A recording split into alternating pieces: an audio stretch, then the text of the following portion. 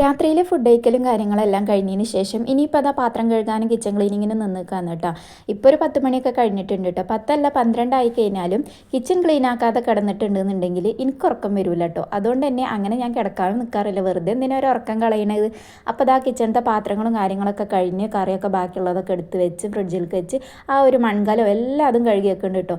ചായ ചെമ്പട്ടിയിലാണോ കാച്ചിക്കണമെന്ന് വിചാരിക്കണ്ട കേട്ടോ. ചെമ്പട്ടിയിൽ ചൂടാറാൻ വേണ്ടിയിട്ട് വെച്ചിരുന്നതായിരുന്നു. വൈകുന്നേരത്തെ ചായയുടെ ബാക്കിയാണ്. അത് അങ്ങ് കുടിച്ചിങ്ങാണ്ട് ആ ഒരു ചെമ്പട്ടിയും കഴുകി വെച്ചു. ഇനിയിപ്പോൾ അതാ രാവിലേക്കുള്ള ദോശമാവിനുള്ളത് കൂട്ടി വെക്കുകയാണ് കേട്ടോ.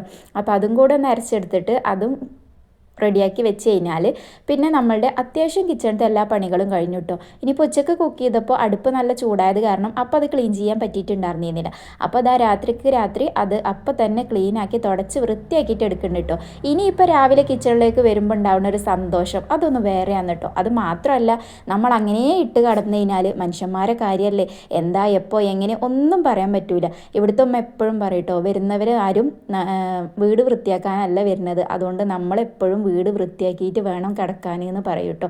അതുകൊണ്ട് തന്നെ ആ ഒരു മെത്തേഡ് ഞാൻ എപ്പോഴും ഫോളോ ചെയ്യാറുണ്ട് കേട്ടോ. എത്ര വയ്യാന്ന് തോന്നിക്കഴിഞ്ഞാലും രാത്രി കിച്ചൺ ക്ലീൻ ആക്കാണ്ട് കിടക്കാറില്ല, കിടക്കാൻ കഴിയൂല കേട്ടോ. അപ്പോൾ എന്നെപ്പോലെ ആരെങ്കിലും ഉണ്ടെന്നുണ്ടെങ്കിൽ താഴെ ഒന്ന് കമൻ്റ് ആക്കണേ. അപ്പോൾ മറ്റൊരു വീഡിയോ ആയിട്ട് വരുന്നതായിരിക്കും. ബൈ.